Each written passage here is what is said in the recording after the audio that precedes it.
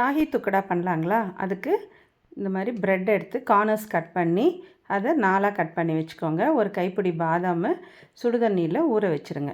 ஒரு 1/2 லிட்டர் பாலை நல்ல சுண்டட்டோன்னுட்டுன்னு காசுங்க. அதில் கொஞ்சோண்டு கலர் போட்டுக்கோங்க.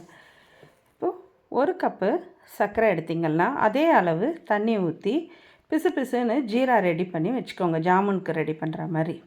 இப்போ இந்த பாதாமை நல்லா அரைச்சி இந்த கொதிச்சிக்கிட்டு இருக்கிற பாலில் கலந்துருங்க.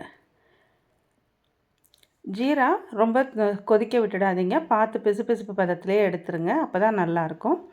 அதை இறக்கி வச்சுட்டு பக்கத்துலேயே கடாயில் எண்ணெய் போட்டு நல்லா சூடு ஏறின உடனே ப்ரெட்டை போட்டு அதில் பொரித்து எடுத்து இந்த ஜீராவில் ஊற வச்சு உடனே எடுத்து தட்டில் அடுக்கிடுங்க. இப்போ இந்த ரப்டியும் ரெடி ஆகிட்ருக்கோம். இதில் கொஞ்சோண்டு ரோஸ் எசன்ஸ் ஊற்றிட்டு அந்த ரப்டியை ப்ரெட் மேலே ஊற்றுனீங்கன்னா உங்கள் ஷாஹி துக்கடா ரெடி.